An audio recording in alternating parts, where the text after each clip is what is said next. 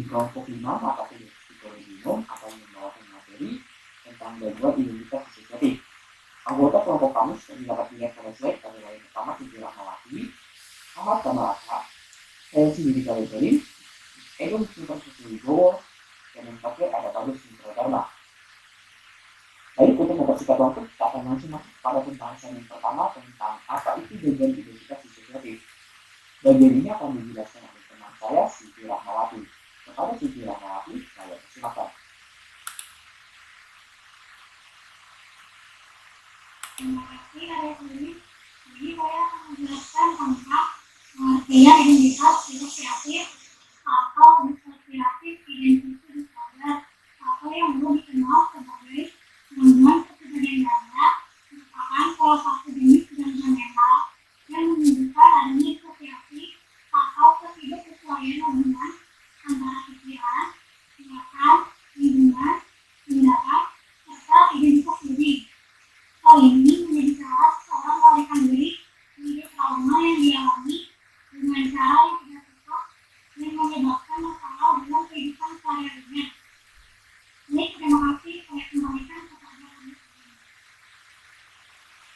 Baik, terima kasih saudari Siti Rahmawati atas penjelasan materinya. Selanjutnya, di sini poinnya ada tentang bagaimana tanda-tanda atau gejala dari gangguan identitas disosiatif ini. Untuk bagian ini akan dijelaskan oleh teman saya Bagus Mitra Dharma. Kepada saudara Bagus Mitra Dharma, saya persilakan.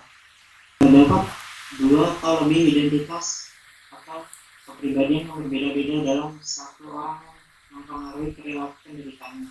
Tiap identitas memiliki memori perilaku dan pemikiran yang berbeda-beda. Perubahan ini mungkin dapat dilaporkan oleh penderita atau diobservasi oleh orang lain. Selanjutnya, adanya memori yang tidak diingat dalam aktivitas sehari-hari, informasi diri, dan atau kejadian traumatis yang dialami. Merasa seperti terdapat orang lain di dalam tubuh.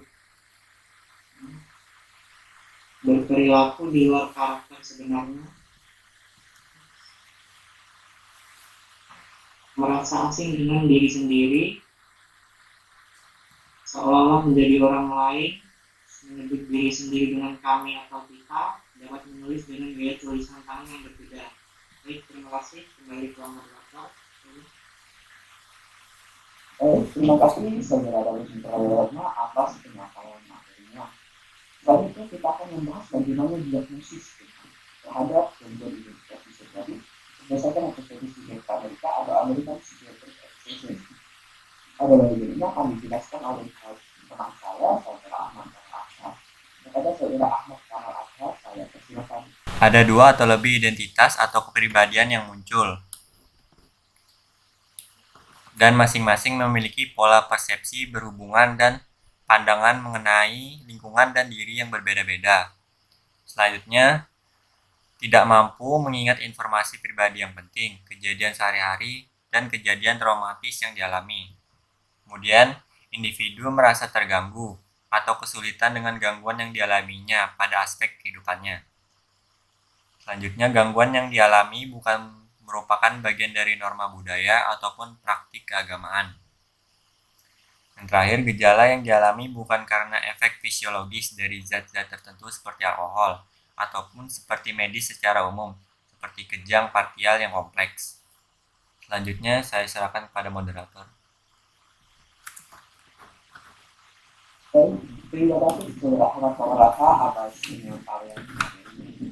Selanjutnya, akan membahas tentang apa latar belakang penyebab dari gangguan identitas disosiatif.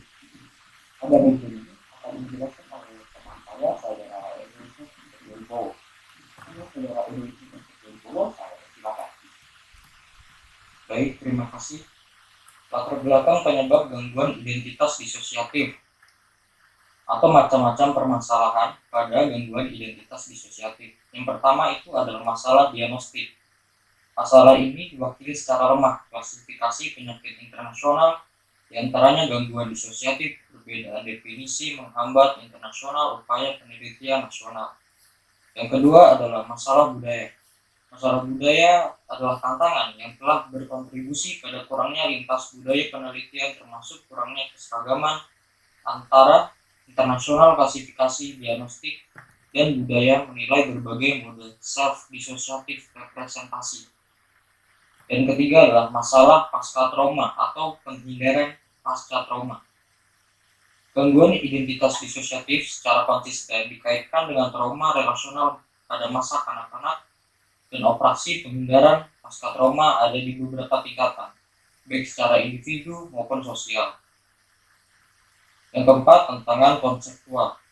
Tantangan konseptual ini berhubungan dengan konsep diri sebagai entitas yang otonom dan terintegrasi, atau yang ditantang oleh fragmentasi psikis gangguan identitas disosiatif. Yang kelima adalah masalah biaya manfaat. Masalah ini lebih lanjut untuk penelitian gangguan disosiatif, termasuk yang mahal perawatan untuk pasien yang rumit dan heterogen ini, dan kurangnya dana untuk perawatan jangka panjang dan penelitian jangka panjang diperlukan untuk mempelajari hasil pengobatan. Itu saja, terima kasih. Kembali ke moderator. Terima kasih kepada Ibu atas materinya. Ada saya melihat kita lihat kita ada bagian tentang bagaimana pengobatan atau penanganan terhadap gangguan identitas disosiatif. Pada bagian ini akan dijelaskan kembali oleh teman saya, Saudara Ahmad Kamarasa. Kepada Saudara Ahmad Kamarasa, saya persilakan. Pengobatan psikoterapi. Pada orang dewasa, proses ini dapat berlangsung selama 5 sampai dengan 7 tahun.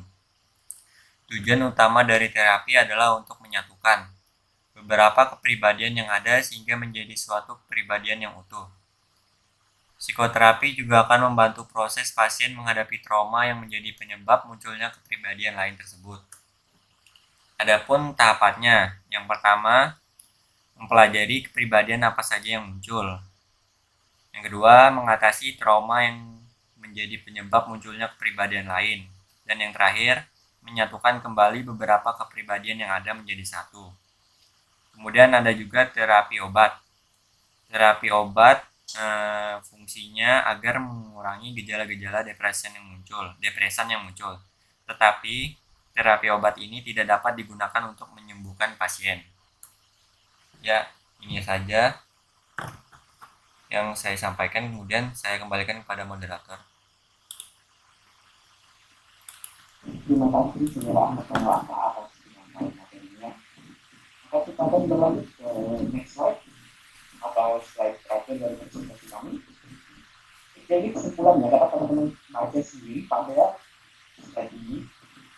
Dan saya akan bantu menambahkan bahwa identitas disosiatif ini dapat suatu gangguan lalu ditandai dengan apa? Dengan adanya dua atau lebih status kepribadian yang berbeda. Dalam saya ulangi kembali, yang berbeda atau unik. Gangguan ini muncul karena merupakan akibat dari reaksi dari pasien terhadap trauma atau distres yang dialaminya pada masa lalu. Lalu bagaimana untuk mendiagnosis atau gejala apa yang bisa disimpulkan sebagai gangguan disosiatif? Gejala-gejala ini sudah dijelaskan oleh Amerika Psychiatric atau APA setelah kami jelaskan. Lalu dengan demikian dapat disimpulkan bahwa gangguan ini hanya dapat diobati dengan psikoterapi. Adapun terapi obat yang dimaksudkan tadi tidak bisa mengobati, tapi hanya mengurangi gejalanya saja. Maka dari itu, sudah presentasi kami pada sore hari ini. Kami mewakili di sini teman-teman yang berbuat presentasi ini mengucapkan mohon maaf yang sebesar-besarnya apabila ada kesalahan dalam penyampaian atau penyampaian materi. Dan kami juga berterima kasih atas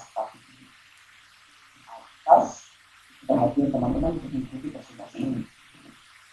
Saya dulu waktu teman-teman bertugas mengucapkan Assalamualaikum warahmatullahi wabarakatuh dan selamat